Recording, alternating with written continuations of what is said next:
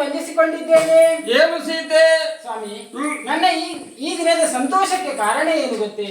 ನಮ್ಮ ಮನೆಯ ಹೊರಗೆ ನೋಡಿ ಅಂತೆ. ಅಲ್ಲ, ನಾವು ಈ ಪಂಚವಟಿ ಪ್ರದೇಶಕ್ಕೆ ಬಂದ ಮೇಲೆ ಯಾವತ್ತು ಸಂತೋಷವಾಗಿ ಇದ್ದೇವೆ. ಈ ದಿನದ ಒಂದು ಹೊಸತ್ತು ಏನು ಅಂತ ಗೊತ್ತಾಗ್ಲಿಲ್ಲ ಸ್ವಾಮಿ. ವಿಶೇಷವಿದೆ. ಏನದು? ನಮ್ಮ ಮನೆಯ ಹೊರಗೆ ಹರಿಣಗಳ ಹಿಂಡು ಕಾಣುತ್ತಾ ಇದೆ ಸ್ವಾಮಿ. ಅದು ನೋಡಿದ್ದೇನೆ, ಯಾವತ್ತು ನೋಡುವಂತದ್ದು. ಅದರಲ್ಲಿ ಏನು ವಿಶೇಷ?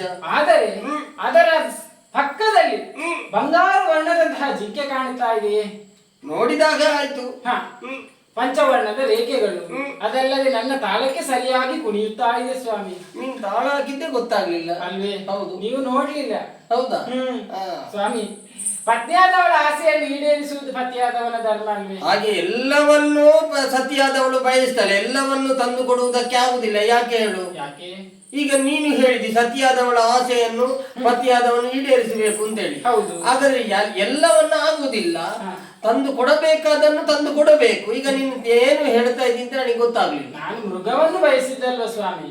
ಈಗ ಮೃಗವನ್ನು ಬಯಸಿದ್ದು ಹೌದು. ಅದರಲ್ಲಿ ಯಾವುದು ವಿಶೇಷವಾಗಿ ಕಾಣುತ್ತಾ ಇದೆಯಲ್ಲೇ? ಬಂಗಾರದ ಮೈ ಬಣ್ಣದಿಂದ. ಅದನ್ನು ನನಗೆ ತಂದು ಸ್ವಾಮಿ. ಆ ಹರಿಣ. ಹೌದು. ಅರಸಿ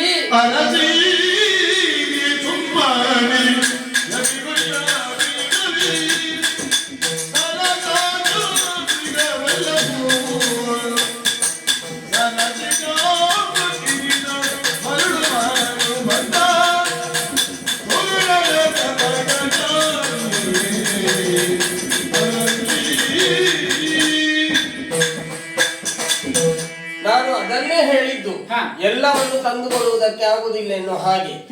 ನೀನು ಆ ಬಂಗಾರದ ಮೈ ಬಣ್ಣದಿಂದ ಕಾಣುತ್ತಿರುವ ಹರಿಣವನ್ನು ನನಗೆ ತಂದು ಕೊಡಿ ಅಂತ. ಹೌದು. ಅದು ನಿಜವಾದ ಜಿಂಕೆ, ಆದರೆ ನಾನು ತಂದು ಕೊಡುತ್ತಿದ್ದೆ. ಈಗ ಅದರ ಪಕ್ಕದಲ್ಲಿ ನಿಜವಾದ ಜಿಂಕೆಗಳೆಲ್ಲ ಉಂಟು, ಆಟವಾಡುತ್ತಾ ಉಂಟು. ಹೌದು. ಆದ್ರೆ ಇದು ನಿಜವಾದ ಜಿಂಕೆ ಅಲ್ಲ, ರಕ್ಕಸರ ಮಾಯೆ. ಹೌದೇ? ಅದನ್ನು ಎಲ್ಲಿಯಾದ್ರೂ ತಂದು ಕೊಟ್ರೆ ನಿನಗೆ ಕಷ್ಟ ಬರುವುದಿಲ್ಲ. ಬೇಡ ಸ್ವಾಮಿ, ಅದನ್ನು ನಾನು ತಂದು ಕೊಡುವುದಿಲ್ಲ. ಬೇಕು ಸ್ವಾಮಿ.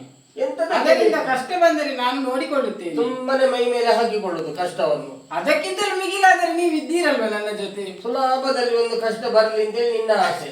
ಹಾಗಲ್ಲ ಸ್ವಾಮಿ, ಯಾವತ್ತೂ ನಾವು ಆ ವಿಚಾರದಲ್ಲಿ ಜಾಗೃತರಾಗಿರಬೇಕು. ಅದಕ್ಕಾಗಿ ಕಡ್ಡಿ ಮುರಿದು ಹೇಳ್ತಾ ಇದ್ದೇನೆ, ನಿನಗೆ ಆ ಹರಿಣವನ್ನು ನಾನು ತಂದು ಕೊಡುವುದಿಲ್ಲ.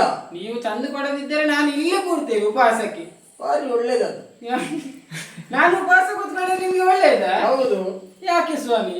ಅದು ಬೇಡ ಅಂತ ಹೇಳಿದಲ್ಲ ನಾನು ಬೇಕಂತ ಹೇಳಿ. ಉಪವಾಸ ಕುಳಿತುಕೊಳ್ಳೋದು ಒಳ್ಳೇದು ಅಂತ ಹೇಳಿದ್ ಯಾಕೆ?